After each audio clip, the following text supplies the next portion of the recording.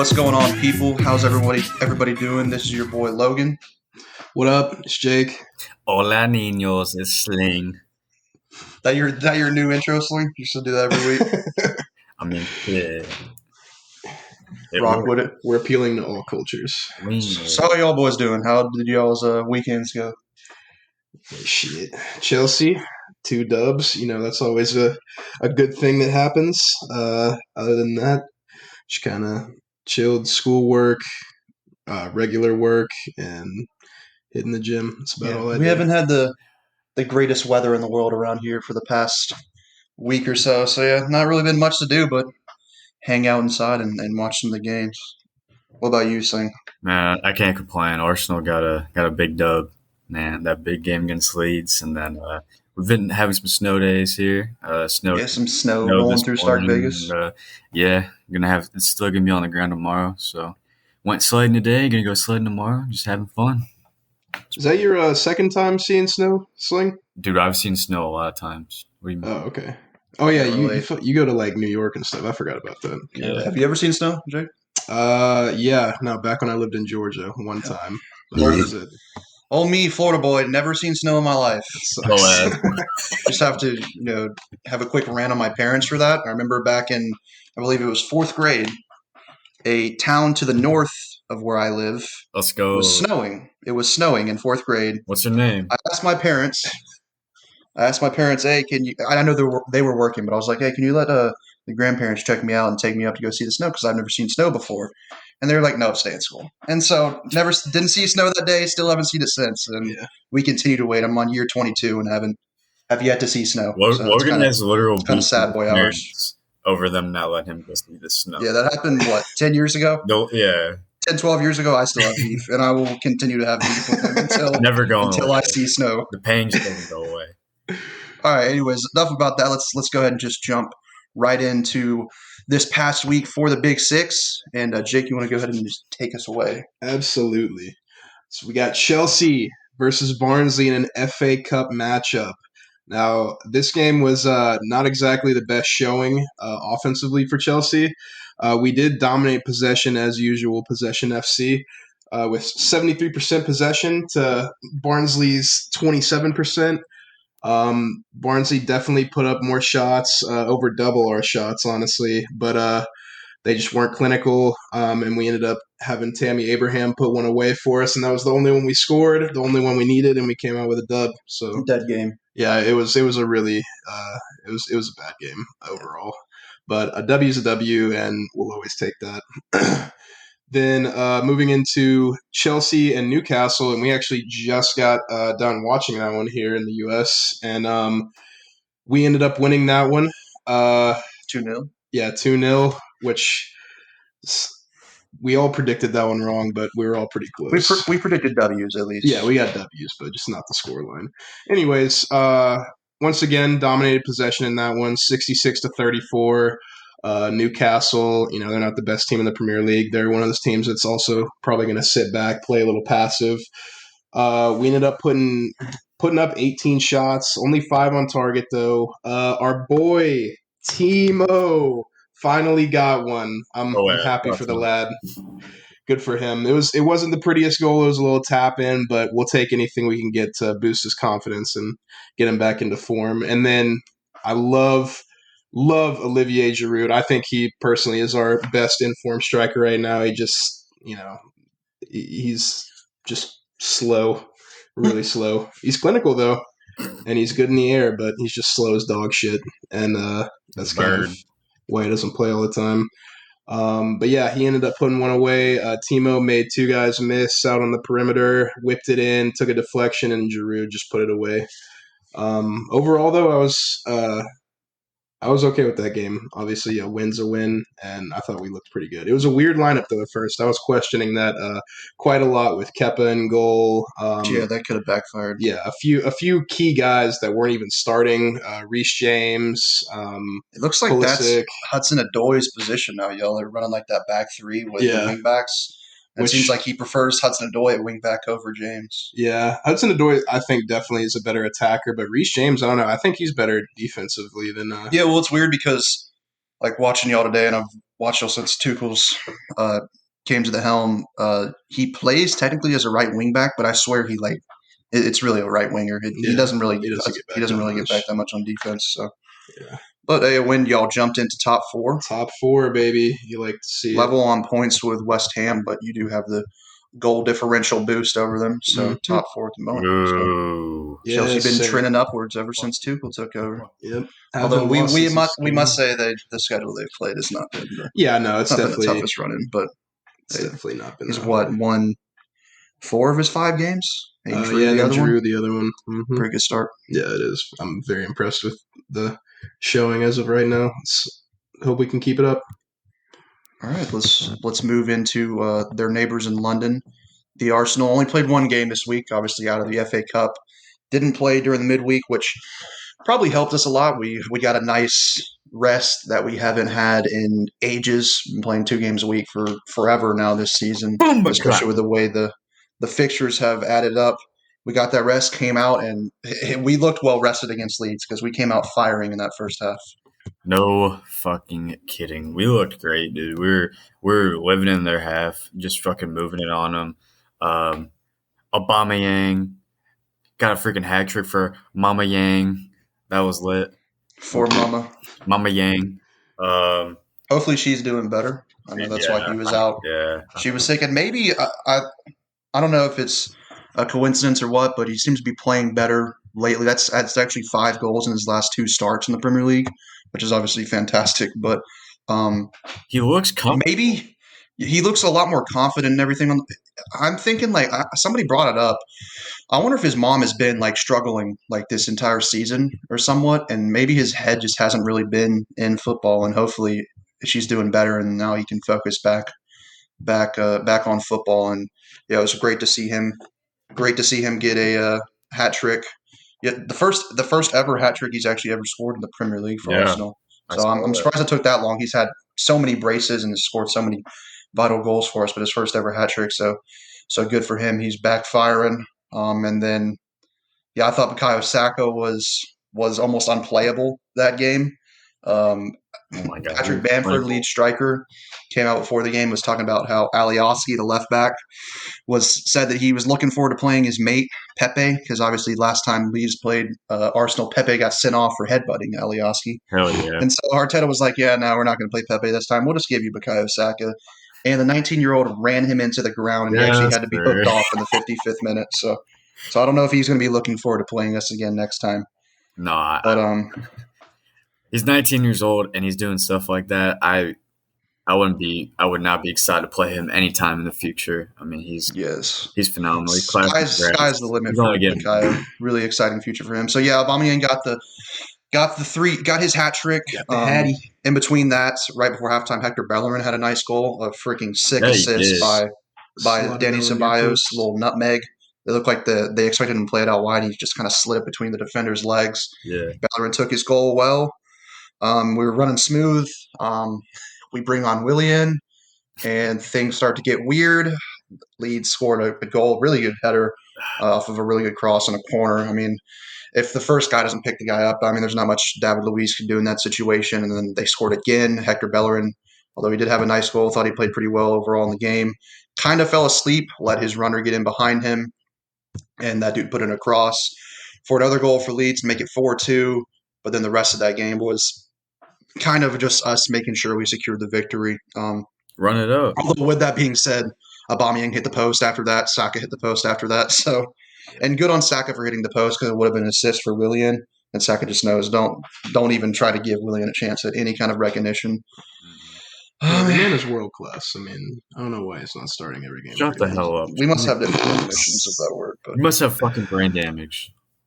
Leeds are a quality side. I thought we came out that first half was some of the best football we've played all season. I really like it was our first time ever seeing that front four of Odegaard in the 10. Emil Smith-Rowe, who's been playing in the 10, actually played out wide on the left, and then Saka obviously on the right and Aubameyang down the middle. I thought there was just a ton of fluidity. They were almost interchanging at certain times. Like Odegaard would drift out wide and Smith-Rowe would come inside. Aubameyang would drift out wide. Smith-Rowe or Odegaard would fill in inside. I thought it was just really fluid attacking football. And and we'll see how that goes, how that's going forward. I think now Arteta has some headaches of decisions, to pick. Is Lacazette going to be left out? Is Pepe going to be left out? And that's never a bad thing when you have to decide which informed player you're going to have to play. So that's good for us, and we look forward to now Thursday, which is really that's what matters now for our season. But it's always good to get back on winning ways before that game in the midweek in the Europa League against Benfica.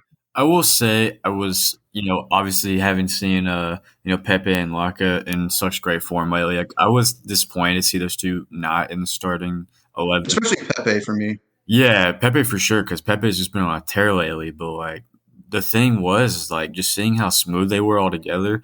Aubameyang looked super comfortable with Smith Rowe and Saka and Odegaard right there behind him. Things were moving really well. So, I mean, if that's the front four they want to roll with moving forward, I would have no problem with that at all. Well, I noticed that one of my complaints in the past about Aubameyang is that he's not very good at holding the ball up, and he's not the greatest at bringing his teammates into the game. He's a fantastic finisher. He makes good runs. He's a good dribbler. But the problem with him is that we've played him at striker in the past, and we've failed in possession because of it, because he's not great at holding up the ball. But I think when you have Saka, Smith Rowe, and Odegaard, all three guys that are very good on the ball, very good at hold up and link up play. You don't necessarily need a guy like Lacazette who's going to be that striker that holds up the ball.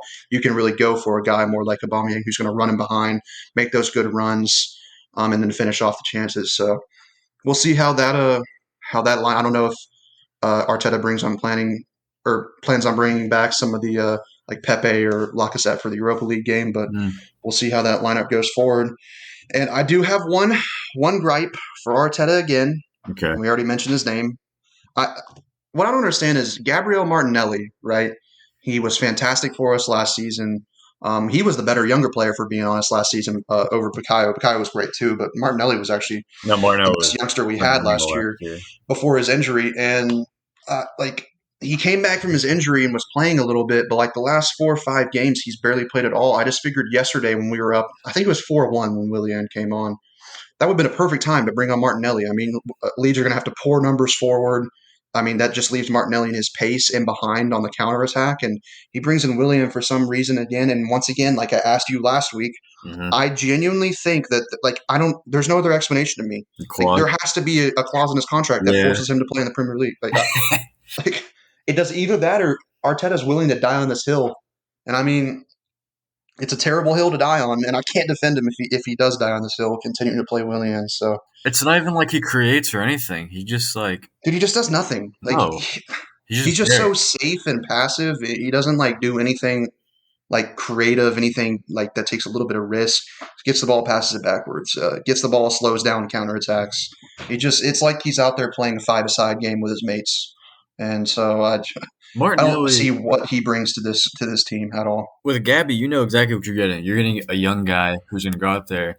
He's creative. Not only that, he runs his ass off. Yeah, he runs himself into the ground. Presses high, and he's gonna make the guys around him better. I mean, I saw I think last week somebody was saying that he was yelling at Aubameyang, against press high.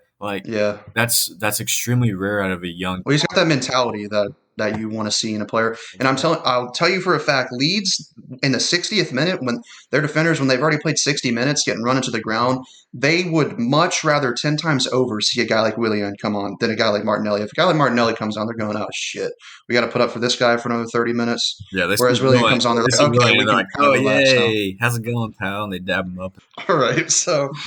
Nonetheless, we move on to the midweek, and we move on to our next game. Another team that is out of the FA Cup, Liverpool. Their slide continues. They played early Saturday, played Leicester City. They scored an early goal, incredible piece of skill from Roberto Firmino, the back heel to Salah, who kind of just passed it into the far corner to go up 1-0, and then they just fell apart. Mohamed Salah gave up a goal. Then Alisson, I don't know what the hell he's doing. What is Alisson? The past 2 games I've watched him have been atrocious. Is this going to be an instance where What's that show? I'm getting strong Kepa vibes from Allison. All right, mean, relax. she- Nothing. No, I mean, shit, I'm getting them too. Dead ass. No, like Bro, it's he no just joke. comes off his like 30 yards off his line for no reason, and then doesn't clear it correctly. I want to say he cleared it like onto Kabak, the Turkish defender who made his debut Yeah. for Liverpool, and I think he cleared it onto Kabak, and then it was just laid into Vardy's path, who basically just dribbled it into the net before scoring. And then Harvey Barnes scores to make it 3-1 to kind of wrap the game up. And Liverpool are going down the tubes. Klopp after the game conceded the title. Said, yeah, we're not going to repeat. He basically conceded the title to Man City. That's an interesting thing to say. yeah, Even though, it's I kinda mean, they're weird. probably that's not wild. going to. It's a truthful thing for being real, but like I don't know if you should say that. It kind of shits on the super team early. morale, honestly. And there was actually rumors coming out, which Klopp put to bed today, but there was rumors coming out that he was going to take a break from coaching them for a little bit, which would be idiot. That would be a complete quitter mentality. Yeah, that's terrible. That would make no sense. But You might as well shot get the rid of rumors him down if today. you're going to take a break at that point. But yeah, after the results from the weekend, Liverpool are now down to 6th in the Premier League. They're not even looking good for top 4, nonetheless a title at this point. Leicester, they moved up to – are they in second? They're in a third. Third, Man okay, yeah, United's Man still in U second. jumped them again. But yeah, Leicester looking good. That's a big victory for them. And we talked about how there was kind of a make or break game for Liverpool, as well as a big game for Leicester. And obviously that kind of broke Liverpool. They are not looking good at all at this moment in time. And now they just kind of have to scrap for even a top 4 finish. So yeah, I think Leicester really played their way in that game. You know, they're that counter-attacking team. They press high. And they try to make you make mistakes in your defense. And when you do, especially like Allison, and then when you don't have your solid core in the back with Van Dijk and Gomez and even Matip, it's hard to be able to stay perfect in the back. And Leicester definitely took advantage of that, and they were clinical with their finishing, so they got the dub with that one. So now let's move on to the team that looks like they may have officially wrapped up the title, and that is Manchester City. They started off in the midweek against Swansea. They got a 3-1 victory in the FA Cup, continuing their win streak. And then at the weekend, they went and drilled old Tottenham Hotspur. Pep versus Mourinho, whatever part it was, and Pep definitely got the better of him in this game. That could have been 5-6-0, honestly. And yeah, City are just looking like an absolute machine at the moment. We've been saying that for the past few weeks, and we will continue to say it until they slip up. It looks like their title to lose. It looks like something catastrophic is going to happen for them to not get their 3rd title in 4 seasons. And so, yeah, they're right now. I mean, Gundogan, that dude has been unreal. I've rated Gundogan, thought that he was a good player, but I mean, I did not know that he had this in him. He's been freaking unreal. Had 2 goals in that game. That last goal where he sat down, which by the way, that pass from Ederson, 70-yard pass over the top to Gundogan, and then he's just sat down Davinson Sanchez. Yeah. There's that picture of Sanchez's face was literally in the grass. Yeah, while Gundogan is scoring. That was disgusting. Ilkay has definitely stepped up in that role. People were talking though since De Bruyne has been hurt. They're like, "Oh, Bruno is the best midfielder in the league." No, he's not. Yeah, no. Ilkay Gundogan is the best midfielder in the league. Gundogan is daddy. So, yeah, I mean they really took it to Spurs, and 2 teams that are going in opposite directions, in my opinion. But City Pep is daddy. Pep's been daddy. City looking very, very good, and we'll see if they can translate that into the Champions League in the next couple of weeks. So now onto their neighbors, United. They had a victory in the midweek against West Ham in the FA Cup. Scored an extra time to win that game. Kind of a dead game. Yeah, I was watching it and went to extra time, and they were able to pull it out. Scott McTominay got the goal to win it for them. Speaking of Scott McTominay, he's actually been pretty solid for them. I think he's really solidified his role in the midfield for them. Yeah, he's kind of surprised me. I didn't really think he was that kind of level, to be real. Yeah, neither did I. And he's been playing good this season. And then so they move on in the FA Cup, and then they play West Brom at the weekend, and just an absolutely horrible result for them. Yeah. Another reason why the title is basically City's at this point. They really had to win that game. I mean, you're playing a team second from bottom you have to win that game. West Brom scored very early on, thinking like the first 80 seconds, off of a header where I think it's Diane, or I'm forgetting how to pronounce the dude's name. Diane. Diagne? And Diani, I don't know, but Maybe Dieng. Fuck him. he climbed over Victor Lindelof, headed into the back of the nets, and then United were only able to get one goal from that. Bruno scored late in the first half to tie at 1-1, and the second half was really dead. I mean, They didn't put anything on. I saw that quote from Harry Maguire. How no team comes to West Brom and creates, what did you say, 8 or 10 chances? Yeah. And he's like, no team does that, and we knew it was going to be a struggle today. Well, And I think they does. said every single game at West Brom in the Premier League since like November, a team has created more, like that many chances or more. So that was kind of funny. That was and getting caught. Somebody had receipts on that motherfucker, and they're like, yeah, they did. All right, come on, go ahead and say it. Say what you want to say. And as soon as he said it, yeah, he got caught. Yeah, not a very good dropping of points there from All United. They still stand strong in the race for top 4, but their title charge looks all but over at this point. And then last we're gonna touch on Spurs. We already mentioned them, how they got absolutely slapped around by City, and well, they held another L, held Corn before that, which was probably the best game of the week. I watched it. It was a great game to watch. That game was amazing. Oh my god! I guess Mourinho finally decided, hey, let me open up the attack, and he did, but they got out attacked, losing 5-4 in extra time against Everton. An incredible game. Spurs once again knocked out of an opportunity to win a trophy. They may be going trophyless again for the 13th season in a row or something like that.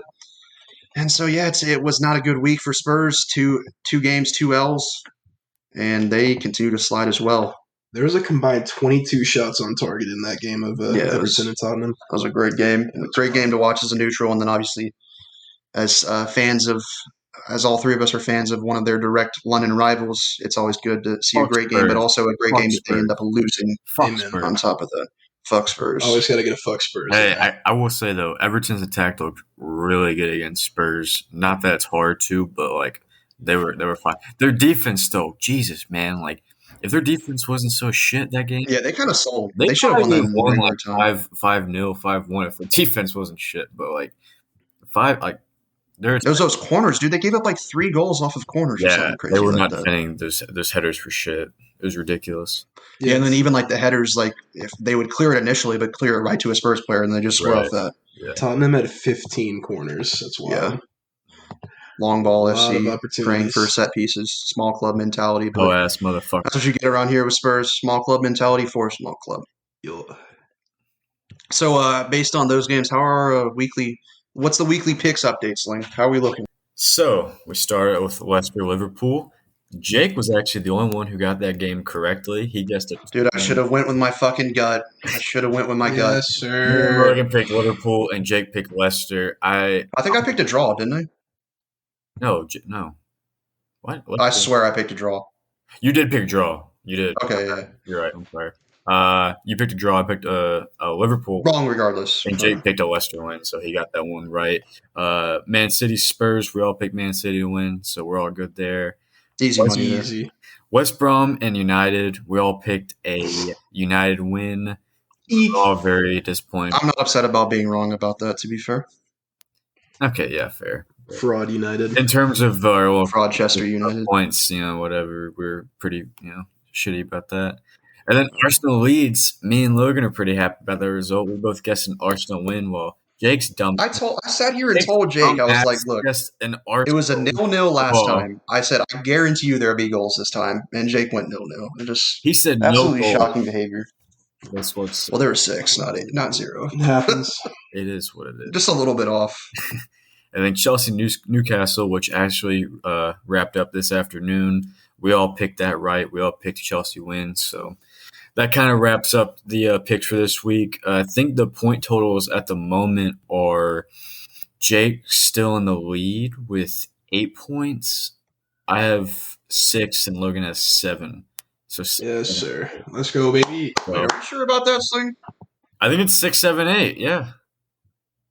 Are we sure about this? You want me to fucking add it up real quick? I might need to pull some receipts right now because I'm pretty sure I should be at least tied at the top. Oh, man. All right, hold on. Logan, I'll add your Look, you're trying to cheat. 2, 3, 4, 5, 6, 7, 8. Okay, Logan. Yeah. 8. Hold on, Logan. Yeah. Jake, let's count up yours real quick. Jake, what do you got? 2, 3, 4, 5, 6, 7, 8. Oh, Yeah, you try to sell me Gotcha. short. oh, Sell me short. Sell me short. okay. Jake That's and Logan shocking are behavior high at from the you. top. What do I got? 1, 2, 3, 4, 4. 5, 6, 7. I actually have 7. My bad. So Yeah, maybe 7, we 8, should like 8. keep this running total, like jot it down. Yeah, Come on now. I'll throw that in there. But One job, Sling. Damn it. One job. one job, boom, clap. So we got 7, 8, 8 is our total right now. Good for you guys. Yeah, good for us. Not so good for you. You are looking like you could be the one doing the forfeit at the end of the month. boo! Absolute dog shit. The stakes will rise though this The week. fuck up, We are Greg. picking 2 games per Fuck you. team this Dog week. water. Fuck you. You're gonna have room to make up your failures from the past few weeks. I'm not That's afraid fine. of death. I'll do what the hell I have to. I'm not shit. All right, so before we jump into the upcoming games for the Big Six, let's get our quick little Yanks abroad U.S. men's national team rundown going. USA. Take us away, Jake. All right, so we got our boy Christian Pulisic. He didn't do much, but he played 90 minutes for Chelsea. It's always good to see. It seems like Tuchel hasn't been favoring him too much, but anytime we can have an American play a full game in the Prim, it's a good sign. We got Stefan starting in goal for City in the FA Cup match against Swansea, and on the other side, we had Jordan Morris and Paul Areola for Swansea playing against him. So it's always cool to see some Americans going at it on a very high Hopefully level. they'll be going out in the Premier League next season. Hopefully Swansea true. get promoted, Swansea's going up, baby. and maybe they'll take Jordan Morris and Areola with. I know they're on loan right now, but maybe they'll buy him permanently. So up the Swans. Hopefully they're back in the Swans. PL next season. Tyler Adams. Yeah, Tyler Adams was off the bench to help Leipzig beat Augsburg 2-1, so that's good for him. We have 2 starts for John Brooks for Wolfsburg, who has kept 5 clean sheets in a row. The wall of Brooks, not just for the U.S. team, for Wolfsburg as well. I'm starting to think, man, like Brooks has been one of the better defenders, like in the Bundesliga. I think he's maybe 27, 26, 28. 28. I mean, Yeah. he's still got probably, especially at center back, probably still got 5 or so years left at good form. I wonder if some bigger clubs might be interested in looking at him just to bring in some kind of veteran leadership. And he's a left-sided. Notice the last couple of years with playing out of the back, left-footed center backs have became a premium. Like all the teams like to have one. And so I wonder if a bigger team in the Bundesliga could be interested in him, or if like another team maybe in England or one of the other top 5 leagues might be interested in moving in for him. But he's been on great form for his club this season. Hopefully he can translate that over into the national team. The Iron Curtain over there in Germany, baby. All right. Then we go into our strikers for the U.S. We had Josh Sargent starting for Werder Bremen. It was a 0-0 draw versus Freiburg. Him and Hoppy are in the same situation. Yeah. Werder Bremen are having a better season than Schalke. Schalke's been awful, but they both play in teams that like just don't create chances, and it's tough. Like you want to sit here and judge them as strikers because they're not scoring goals, but if you actually watch the games, I mean, they're getting no service. They're not just gonna be able to create something on their own. You know, they're not freaking Lionel Messi, Cristiano Ronaldo. Yeah. And speaking of Hoppy, he also started for Schalke in their 0-0 draw against Union Berlin. Even though nothing happened, it's always just good to have Americans getting playing time in the Bundesliga. So it's always a good sign. USA 2.0 for our youngsters abroad. We've got, I think, probably half of our prominent youngsters in Europe play in the Bundesliga. Yeah. That's kind of becoming like a stomping grounds for these young players from the U.S. to kind of get their feet wet in European football and progress as players. Yeah. And staying in the Bundesliga, we had our up-and-coming star, Gio Reyna, started in a 2-2 draw for Dortmund versus Hoffenheim. So, again, just more playing time. It's good for the younger guys. Then going over to Italy, Weston McKennie came off the bench to help Juve secure a spot in the Coppa Italia final, as well as an appearance off the bench in a 1-0 loss to Napoli. Yeah, I hope that's like just temporary, because I know he's been one of their better players. Juventus, maybe even their best midfielder this season. So hopefully he hasn't dropped to the bench. Hopefully that's just like something that happened recently, and maybe he needed some rest or something like that. But still getting minutes regardless for a big club like Juve. Yeah, I still think he's been. I still think he's the best. He's probably the best American right U.S. men's national team player at this moment. Yeah, just based off of His form at their current club. form. Yep. Let me go into the French league with Timothy Weah with a start and an appearance off the bench for Lille. Then also Brendan Aronson got his first goal for Salzburg in a win versus Austria Vienna, so that's good. Yes. More guys in the attacking third for us. Yep. Got his move to Salzburg after the MLS season. I haven't watched their games. I mean, I don't watch the Austrian league. Don't be mad at me for not watching that, but I've watched highlights of him. His goal was sick. It was almost like a Dennis Bergkamp-esque goal.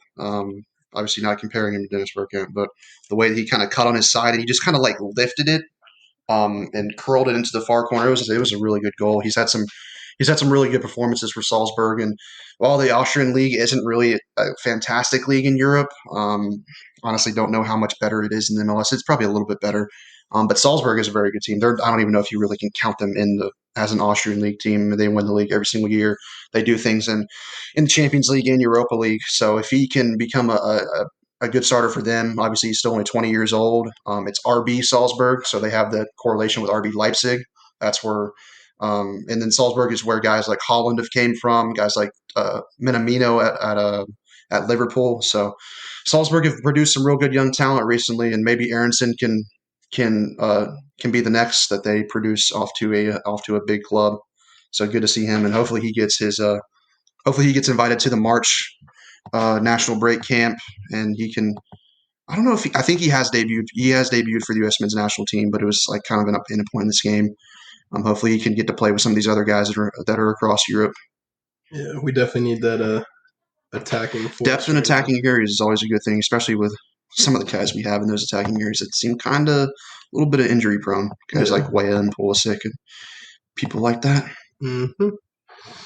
All right, so let's move away from the U.S. men's national team talk. We'll move back across the pond to England, or stay across the pond, but just move on to the Big Six, and we're going to preview some of their games upcoming this week. This week, we normally only preview one game, whether it's previewing a midweek game in the Premier League, previewing the weekend games in the Premier League, but we are actually going to preview all the games for Big Six this time. We're going to start in the midweek, where we have 4 teams from the Big Six playing in Europe, the Champions League and Europa League, and then City make up their game in hand. They will be playing Everton. And then after that, we will be moving on to the weekend. So, Sling, like I said, this is your opportunity. We're picking, 10 games? This is your opportunity to make a move. It's your opportunity to make up for your absolute failures from the past few weeks. I agree with that. My failures have honestly, I've had the same amount of picks as y'all correct. Y'all just got one lucky correct score in there. Okay. I mean, that's skill. We're That's just all built skill. like that. I don't know what to tell you. Yeah, there's no luck involved. I'll figure it out. We got 10 coming up, like you said. I'm coming back. We're ready. We're ready for it. Comeback starts now. I mean, we don't have much time. Well, I mean, I guess it's only halfway through the month, but there's not a ton of games left in the month, but we'll get this figured out. You do have an opportunity. Yeah. All right, so let's jump into those games. We start tomorrow with the only team from England that are playing in the Champions League this week. Obviously, Liverpool, Chelsea, and City are still in the Champions League, but the Chelsea and City start next week, and Liverpool start this week versus RB Leipzig. Tyler Adams is going to run Liverpool into the ground. I don't know. I think it should be a pretty good matchup. Obviously, there's travel restrictions between England and Germany, so these games are actually going to be played at a neutral site. The first game is being played in Budapest, Hungary. I think I want to say that's supposed to be Leipzig's home leg, but there's not really home and away legs. with both these games being in neutral sites, but away goals will still count. I don't understand why that's a thing. I don't understand why away goals are a thing in the first place. What makes an away goal better than a home goal? Don't ask me. I don't know the answer. I don't know if y'all know the answer either. But yeah, Liverpool on a slide. I mean, look, if they can make top four and then win the Champions League, I would still definitely consider this a successful season. Or they don't even have to make the top four. If they win the Champions League, they're in the Champions League again next season. They could literally finish 16th, which obviously is not going to happen, but they could finish way down the table in the Premier League. But if they win the Champions League, they'll be back in it regardless. So I think even the failures they've had in the league, I think if they were to make a run in the Champions League and win it, it would still be a successful season for them, and they'd forget about those failures in the league. With that being said, with guys like Van Dijk, Gomez, Matip, all those guys out, I don't know how likely it is, but we've seen teams in the past, like improbable runs. Jose Mourinho's Porto were nowhere near the best team in the Champions League that season, and they won it. And so, yeah, every now and then there's improbable runs. Like, I mean, Lyon getting to the final last year, they were not the second best team in the Champions League last season, yet they got to the final. And so there's always teams that can just get hot at the right time. If their attack with Firmino, Salah, and Mane get hot, I mean, if you score enough goals, your defense at the end of the day might not really matter too much. Yeah. And so I do see them getting by.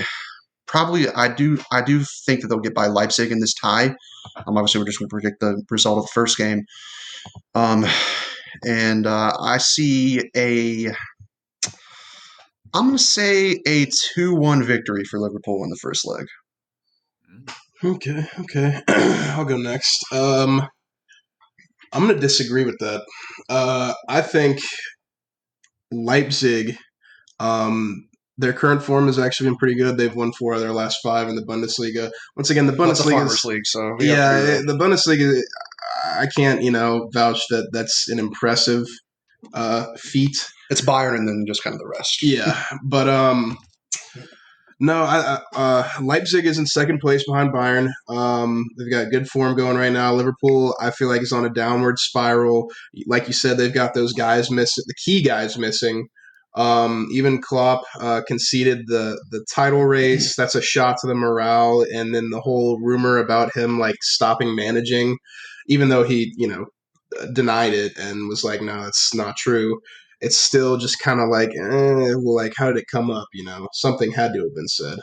I think Liverpool loses this game, and I'm saying Leipzig wins 2-1. There you go, the Leipzig W. Mm-hmm. That's crazy, Jakes. I said the exact same scoreline. I like Leipzig 2-1 as well. Liverpool has, like we said, Alisson, man, he's been a liability at keeper. And it might rely on if he decides to be normal Alisson or this like crazy fraudulent Alisson that we've seen the past couple of weeks. Yeah, so it's gonna be interesting to see if he can turn that around. But honestly, like with the form that Whip's been in, and with the fact that Liverpool was just not looked like Liverpool lately, like I could see Leipzig pulling it out. So I'm with Jake, 2-1 Leipzig. Speaking of Leipzig, okay, what do y'all think of? It's been basically confirmed recently. I think it was an official report actually a couple days ago that Bayern Munich are going to be buying Dayot Upamecano, one of the best players on Leipzig, one of the better young center backs in world football, for like I think 50 million at the end of the season. What do y'all think of the second best team in the Bundesliga just selling their best young talents to the best team in the Bundesliga? Very stupid. That doesn't make sense to me. In my opinion, that's literally like Man City going out and being like, oh, let's just go and buy Bruno Fernandes. Yep. Or let's go get Van Dijk from Liverpool. Yeah, or Salah from Liverpool. I don't know, man. But I mean, then again, like it's been done in the Premier League. Like I don't know about to that. Yeah, like that level though. Like he's such a good player going to the best team in their league. I don't like. It's just such a.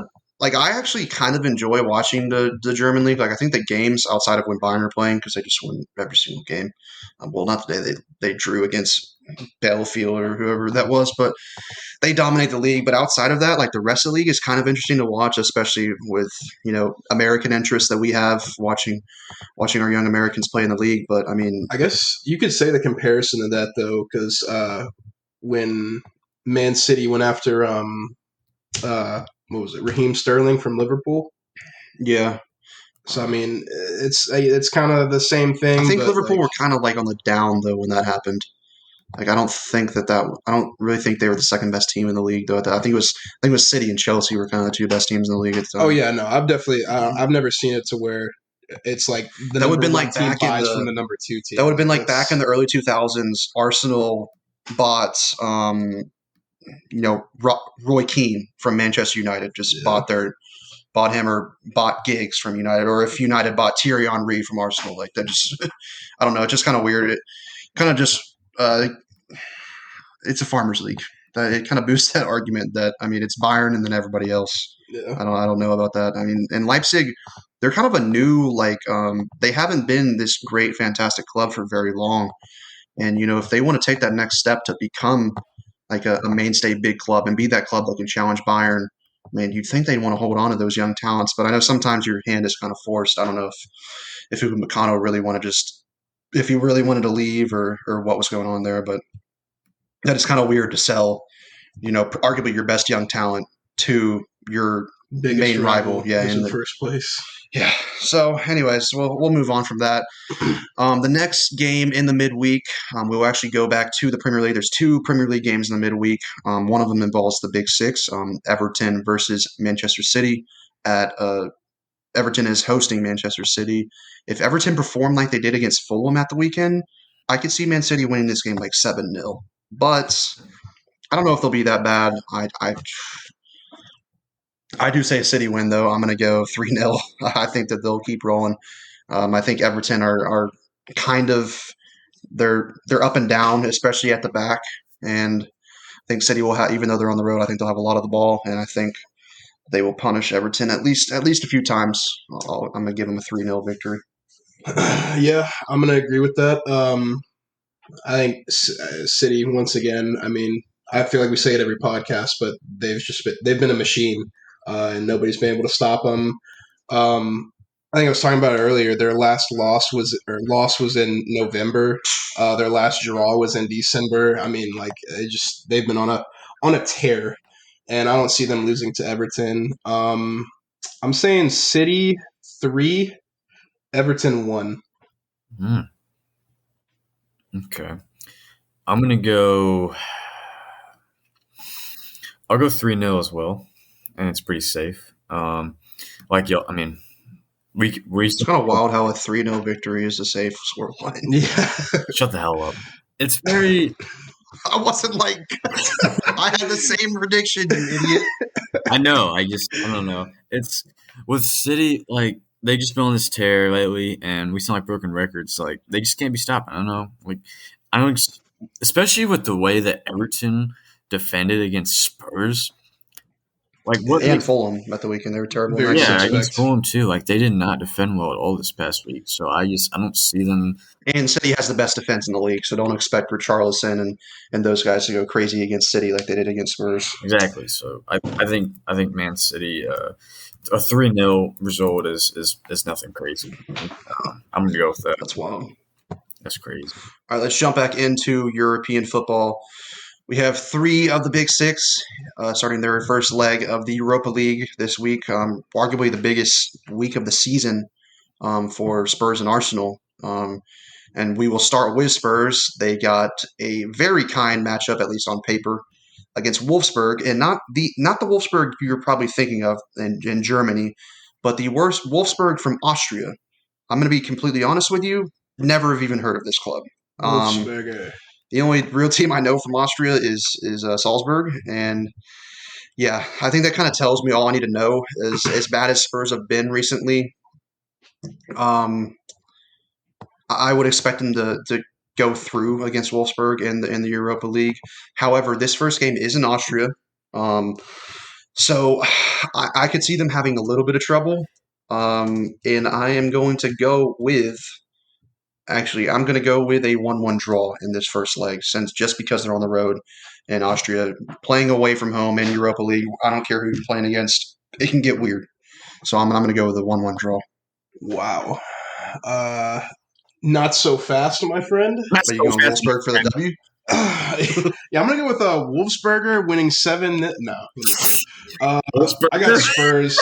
Yeah, I got Spurs pulling this one out by a significant margin.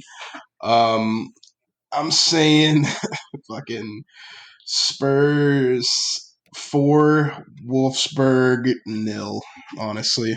There's no way in hell that's happening. Now, let me say 3-0, 3-0, 3-0, 3-0, 3-0. Wait, I already put you down as 4-0. That's 3-0. Not so fast, my friend. I'm Why don't we just have Lee Corso on this pod, or No, I'm gonna say I'll say 2-0. Honestly, I don't even know who the hell these Wolfsburg Cats are. Hey, They're sixth in their league right now. that's actually pretty absolutely terrible for a team, I was a like, team from the Austrian league. That's kind of why I said it was like 3-0 Spurs. Oh my God. Yeah, but fine. Spurs have been losing to teams that are just complete dog shit. So. okay, cool. So I'm going 4-0. Actually, never mind. Mm-hmm. I'm going to tell you that so that's crazy. not going to happen. But hey, if that's the hill that y'all want to die on, I mean, Hey, you remember when you said Straight Man forward. City wasn't going to put up, what was it, 5 on West Brom, or who was it? Was it West Brom? West Brom. Yeah, and it happened. Did I say they weren't going to put it up? Yeah, you were like 5, no way. I was like, chill. I feel like we're making shit up at this point. But all right. Anyways, enough about Spurs. We don't need to. Yeah, fuck Spurs. Talk about that overall. for too Fuck long. Spurs. If they lose, good. I'm glad I got that result wrong. Let's move on to Manchester United. They are also at a neutral site. They will be playing in Turin at Juventus Stadium. They are playing at Real Sociedad. Once again, I'm not sure if this is their away or home leg, but once again, it doesn't really matter because both games will be at a neutral site. Yeah, I mean, how are Real Sociedad looking in La Liga? Let's see. They are 5th. So decent not bad. enough season for them. They could probably give United a few troubles. But at the end of the day, I think guys like Bruno, Pogba, I know Rashford hasn't been on the greatest form this season, but guys like that I think will just be too much for Sociedad. I'm going to go for a 2-0 victory for United in this game. Okay. I agree with the result. I think United's going to come out with the dub on this one. I think on paper they're just the better team overall.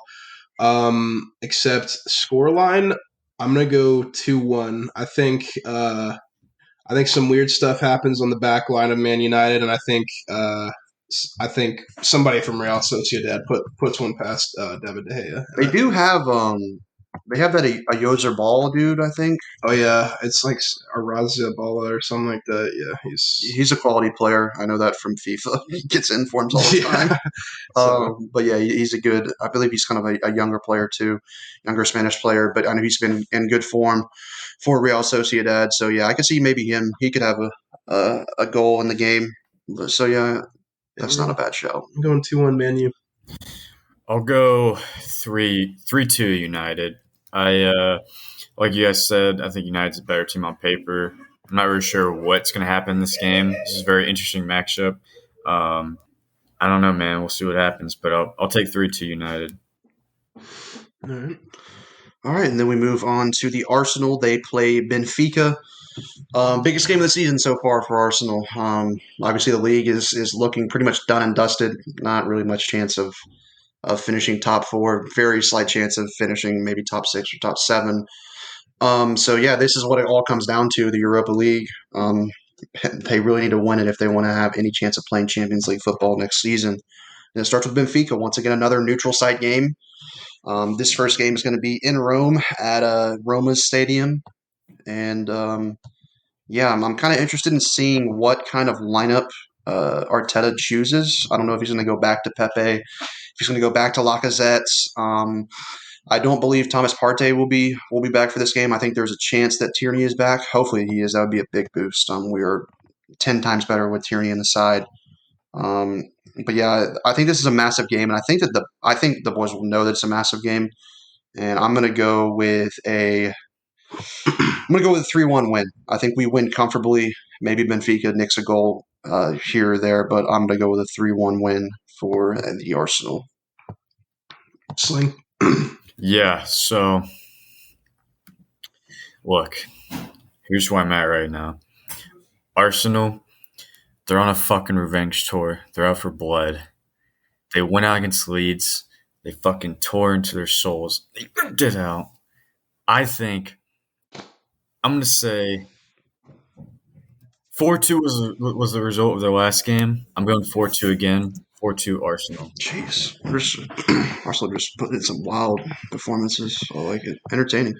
I'm going to agree with you guys. I think Arsenal is going to win this game, even though, you look in the table right now, Arsenal sitting at 10th, Benfica sitting at 4th in their league, but once again, the Portuguese league is nothing to write home about. So I'm going to go Arsenal beating Benfica. I'm going to go...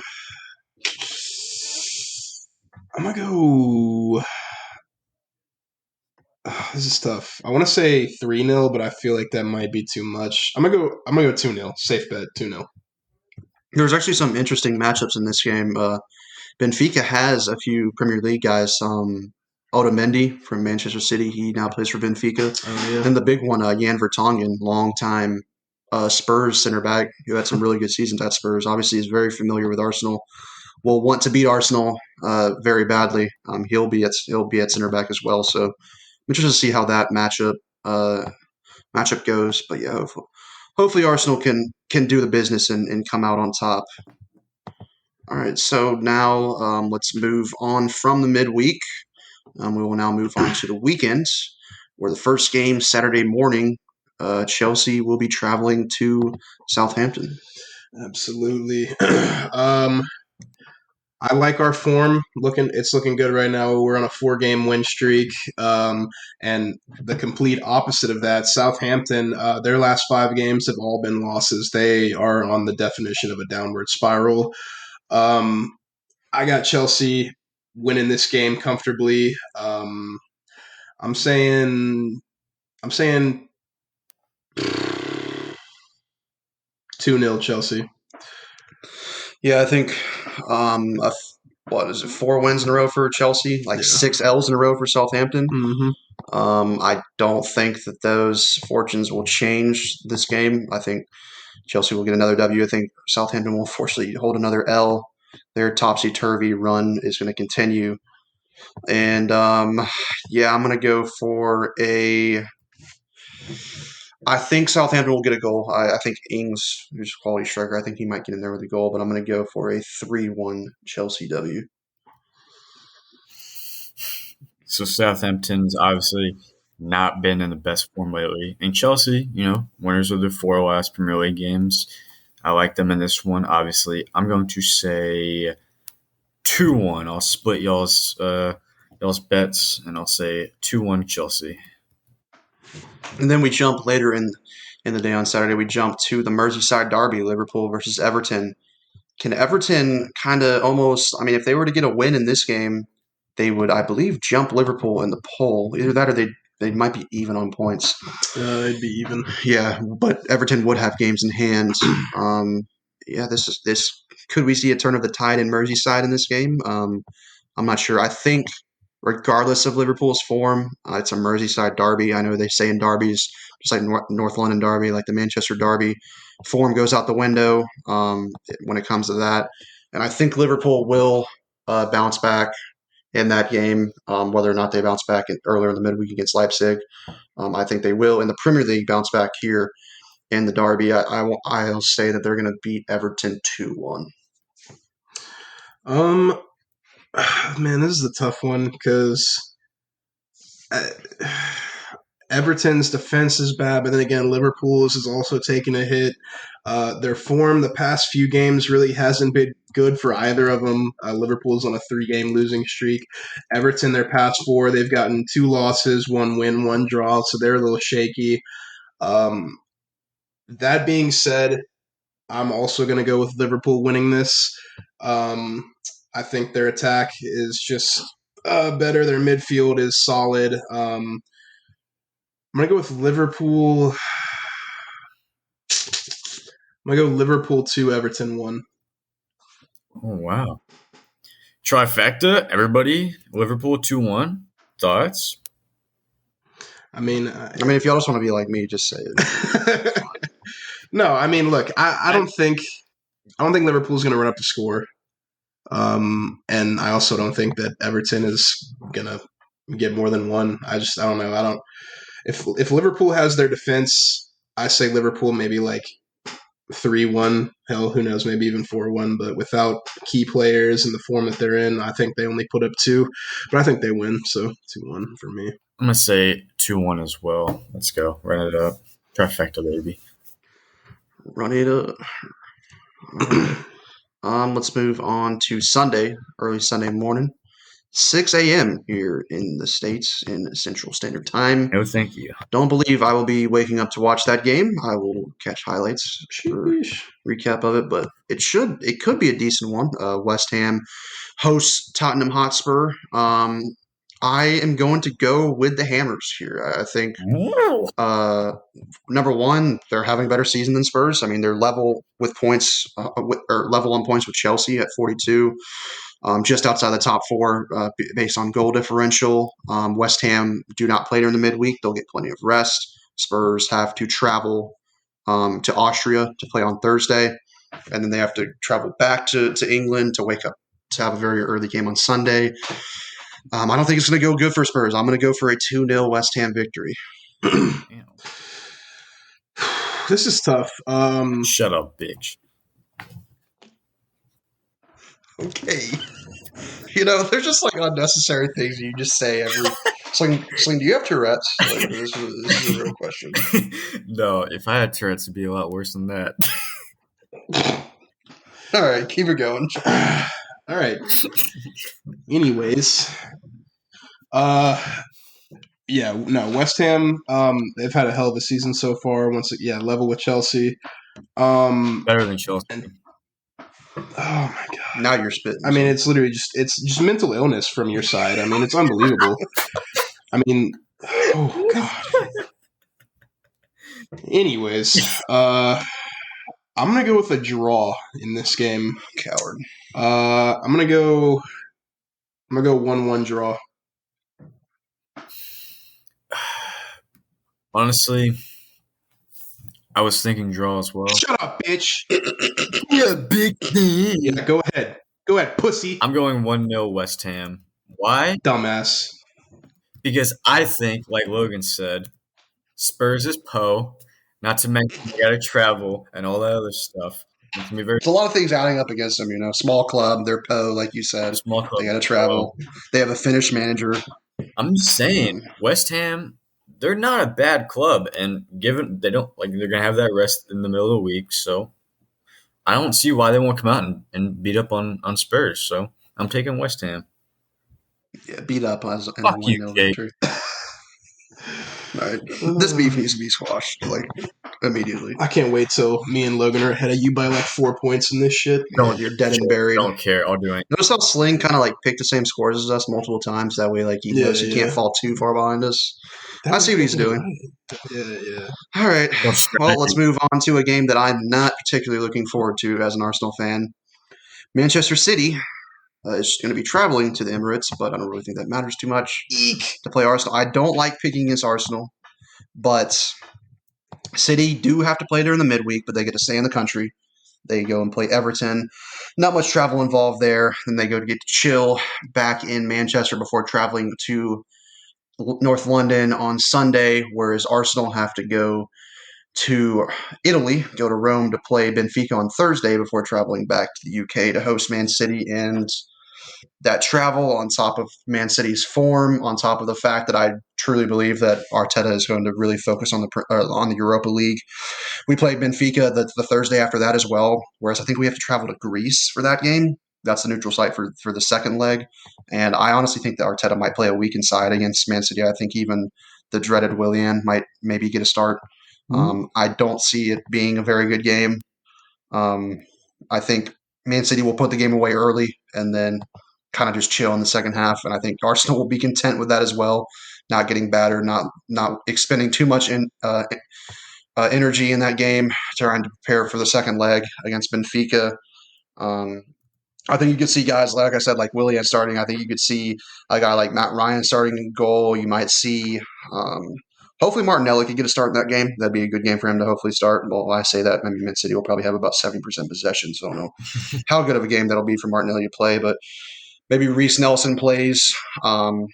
Maybe if Lacazette doesn't play in the Europa League game, he might come back in against City. Same with Pepe. A Muhammad El-Nini I could see getting the start. Basically, I think we're going to be playing a lot of B team players, and I don't really think we'll have much of a chance. I think it'll be a respectable scoreline, though. I'm not going to sit here and say that we're going to get smashed 5-0, but I am going to say 2-0 for Manchester City. as much as I hate saying that. See, I'm also going to go with Man City here. I think, though, that Man City's going to have one more goal, but I also think that Arsenal gets a goal. So I'm going to go Man City 3-1. Willian Banger from 30 yards? Absolutely. No doubt. I'm picking Man City as well, as much as I hate it. It's sad. Look, I don't know if I will pick against Arsenal very often, if like at all, besides this game. I wasn't done talking. That's a psych. I'm picking up. No, I'm just kidding. I'm getting sick of your attitude, Sling. I'm going to take Man City, and I'm going to say 3-0.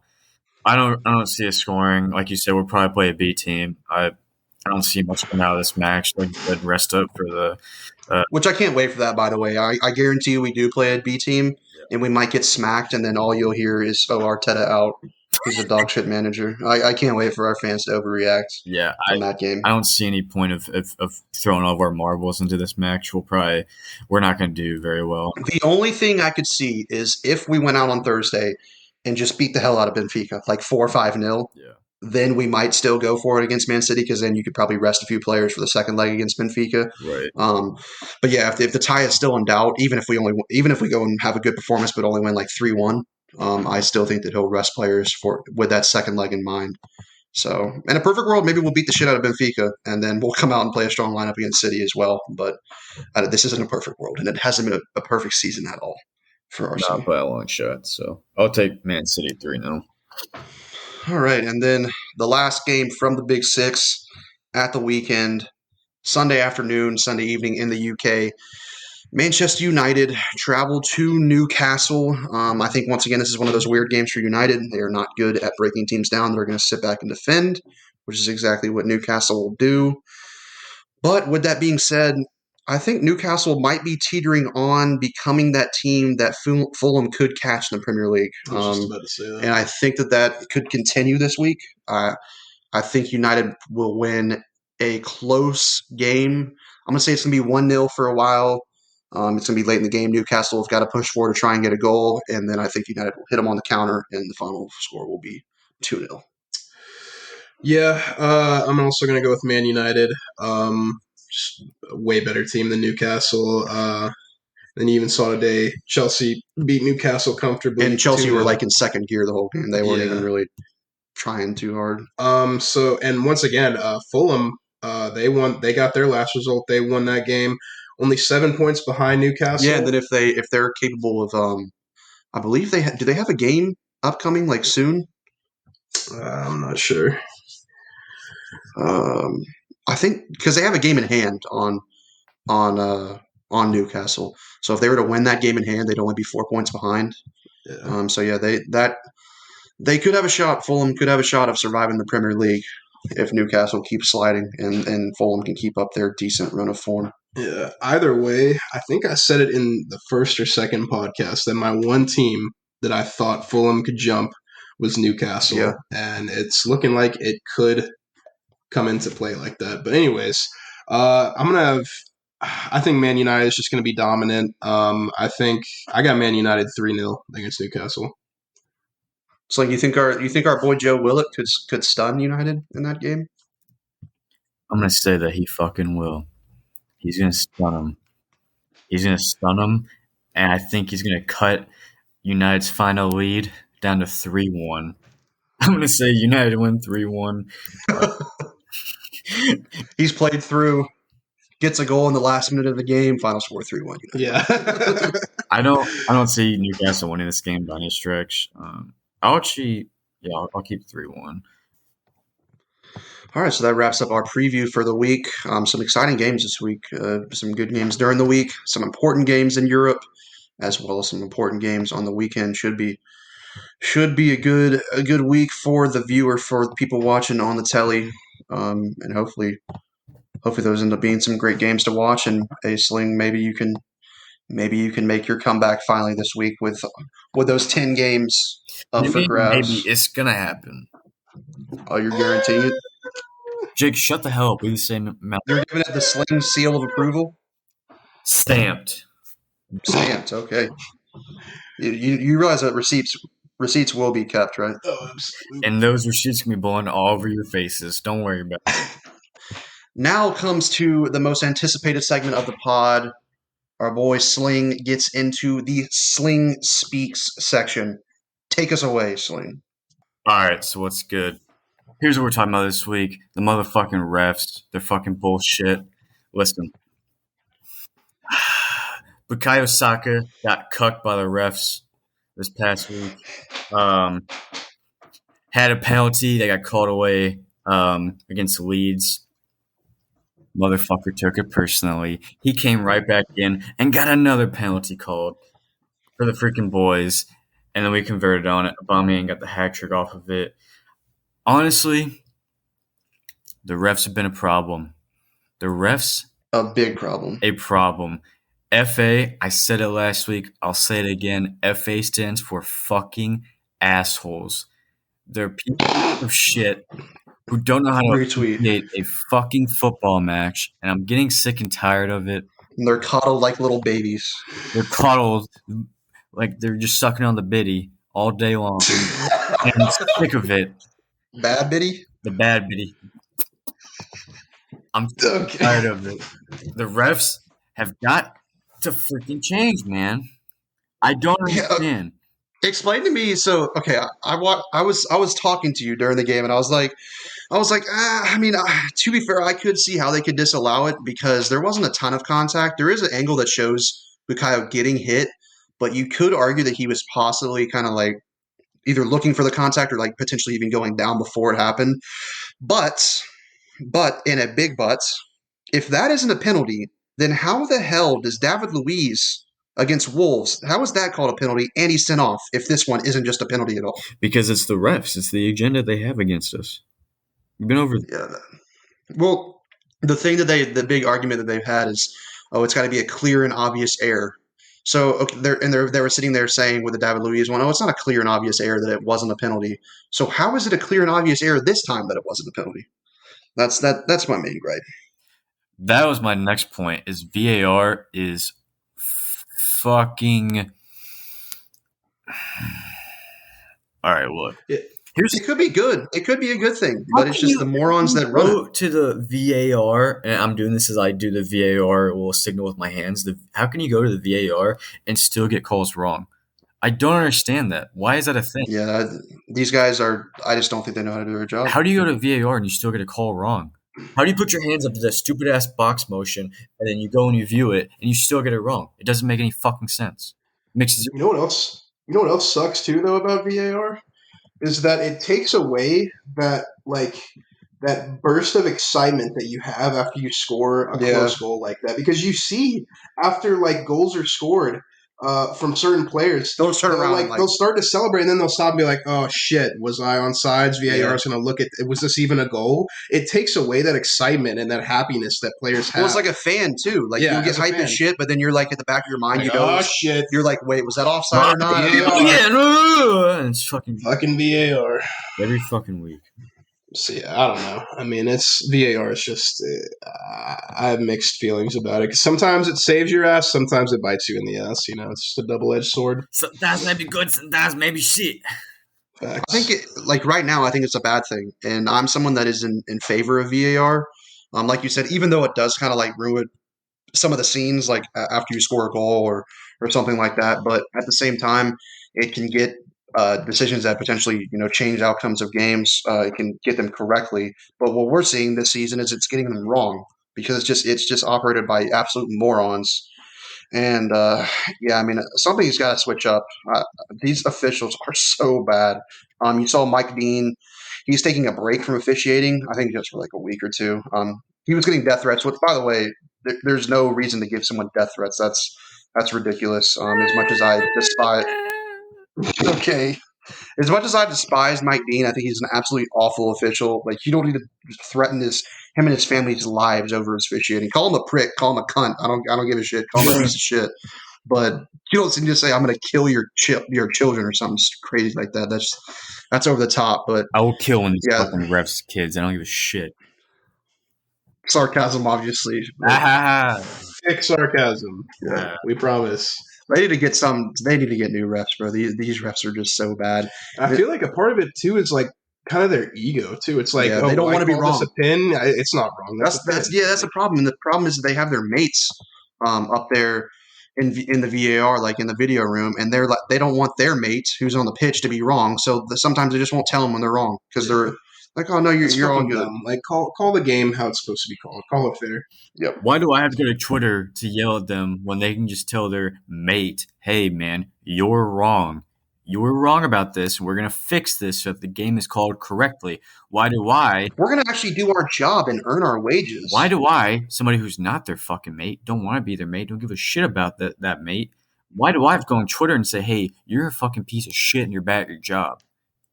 That shouldn't happen. Do it right. I don't know, man. There's a lot of bad officiating. I mean, I am not someone to Do your sit here. job! I know officiating is a very hard job, especially in real time with some of these like world class athletes that are moving at 100 miles an hour. It's very hard to get all the decisions right, and you see it in every sport. I mean, there's bad officials in every single sport, but I mean that's why VAR is there to take away that human error, which is obviously going to happen. And yet they use VAR to just continue to commit human error. So. I don't know. I digress. I'm going to commit human murder if they keep getting calls wrong, though. So thick sarcasm. In yep, definitely sarcasm. We got receipts on. We talked about receipts. We got threats. receipts, FBI. Don't worry. I'm here. I don't understand what that means. I'm not afraid of you. You're just absolutely wilding on this podcast this week. I need you to calm down. Sir, have you been drinking this evening? All right. All right, so refs are obviously losers every single week. I can't say the last time refs in England have been winners. But let's move on to our winners and losers of the week. I'll start us off with my winner, and it is about time that I give him his praise in this segment. I mentioned him earlier, Ilkay Gundogan, the best midfielder in the Premier League, one of the best midfielders in Europe in world football this season. Has just been on an absolute tear. I tweeted it out from our Twitter accounts. Shameless plug. Go to Twitter at Clueless Yanks. Follow us. Give us a follow. DM us with anything, any questions and everything. Interact with our tweets. But I tweeted it off that account. Said that he's been moving like prime Lampard this season, and it's true. He's been scoring, just coming from midfield, scoring goals. He's been on an insane form. I think that he has a big deal, along with guys like Foden, Ruben Diaz, but I think him, most importantly, has a big hand in how successful Man City have been in the league for the last couple of months and how dominant they've been. And I think if his form continues, I mean, we got to remember Man City are doing this without Kevin De Bruyne, so they needed someone like Gundogan to step up, and he has stepped up beyond what anyone could have asked for. Yeah, he's definitely been a stud. All right, my big winner for this week, I'm going with Man City. They continue their hot run as of late, and they stay on their winning ways. Not many teams in the league right now are hot. They're hotter than the rest. They're the best in the league right now, and their run's not going to stop anytime soon. So I'm going with Man City as my big winners. What about you, Jake? All right. I mean, I think an obvious winner here is Man City, but just because it's more personal to me and it hits home more, I'm going to go with Chelsea with their 2 wins. And more specifically than Chelsea, what was really important was that Timo got back on the score sheet, got himself a goal, hoping that gets his confidence back and he gets back into that form that we've all been hoping to see him in. He also got an assist in that game, so it wasn't just that one goal. He helped with Giroud's goal, so that was good too. And then, so those were our winners. Let's go right into the losers. I'll kick it off. My loser is Liverpool. They are just going down the tubes right now. They've got injuries. They've got 3 losses in a row. Their manager has even conceded the title race. You never really want to hear that from your manager, especially when you're in the top 6, even though, don't get me wrong, I don't think anybody's going to be taking it from Man City. I mean, they're just insanely good. But I think overall they're going to be my losers for this week. They just, I can't pull any positives from these past few games. So they're holding the L for me this week. I'll agree with that. I think Liverpool definitely big losers this week. As a player, definitely never really good to hear your manager concede the league mid-season like this, and not to mention all the rumors about like, oh, he might want to take a break from the club and this and that. Like that's never a good thing here. So they're kind of losers this week. But my big losers, just because they exist, Spurs. Obviously, they cannot turn around this week. They're still doing bad. They're still playing like Spurs. So up yours, pals. Spurs, big losers. Yeah, it was kind of a debate for me between Liverpool and Spurs, and also I was thinking about Southampton because I mean they've lost like six straight good games, God. but I'm going to go with Spurs over Liverpool just because of sheer numbers. Liverpool only lost one game this week because they only played one game this week, and Spurs played two and lost two.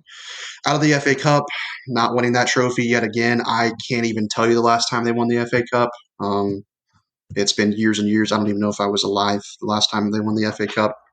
But just another trophy that they won't be able to get. They brought in Trophy Mourinho to do that thing for them. He was supposed to win a trophy for him. He's won a trophy at every single club he's been at, every team he's ever managed, and Good one, bruv. I don't know if he's supposed to. I don't know if he's going to win a trophy with Spurs. So they're my losers. They're out of the FA Cup against Everton, and then they just got absolutely slapped around against Man City. Multiple times in the last couple of weeks, I've watched Spurs play, and they genuinely look like a team that's battling relegation. When they played against Chelsea, they look like they just look fucking terrible. And then the same thing against Man City, they look like they don't even deserve to be on the same pitch as them. And so, yeah, they are looking very bad right now, and long may it continue. Fuck Amen. Spurs. I think we are close to wrapping up the pod. Before we get out of here, go ahead and tell me one thing that you learned this week from the pod. Be something random. But just one thing you learned. I know. I'll start it off. I learned that Sling is not allowed to drink alcohol while we are potting, because this man has been absolutely wilding the entire podcast. Can I say something?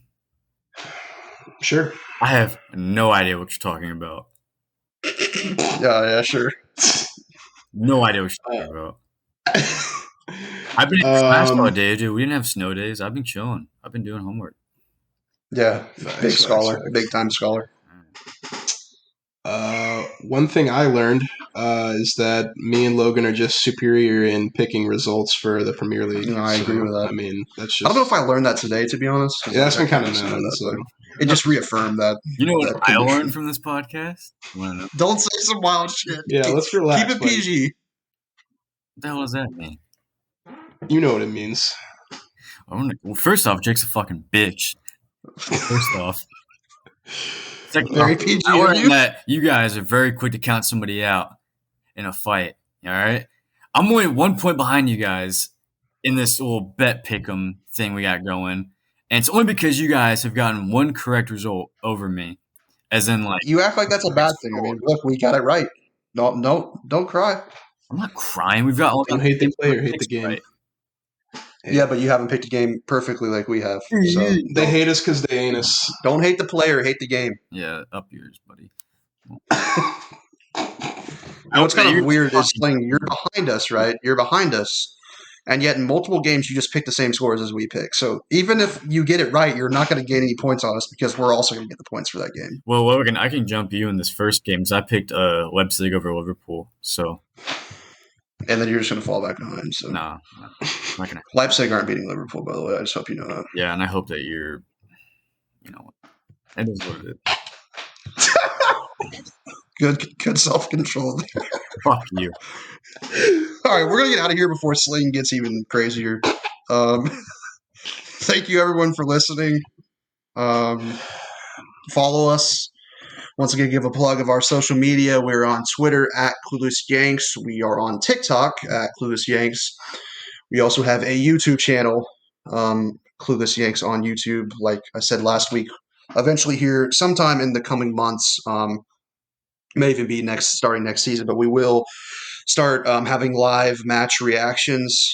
Me and Sling will for sure jump on there for Arsenal games every now and then. Yes, sir. And we could have match previews, match recaps, all that good stuff. Give us ideas of some kind of videos you want to see. Maybe we put our our monthly forfeit videos on YouTube.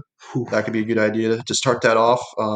So Sling, when he loses this month, as is in the stars, you get to put him on YouTube. Yes. But yeah. Sound, you're gonna be seeing stars in a second if you don't watch. All right. With that being said, we're out of here, folks, and we really appreciate our concurrent listeners that came back and listened to another pod. Week 4, we are on to week 5 next week, and then hopefully many, many more. We appreciate everyone for listening, everyone that's new. Thank you for tuning in. If you made it this far, we really appreciate you. Make sure you follow or subscribe to the podcast so you can get notifications when we drop another one. Weekly pod drops Monday evening here in the U.S., very early morning in the UK. And so, yeah, thank you everyone for listening, and y'all have a good one. Come on, you Blues. Love you all. Be safe. Take it easy, everyone.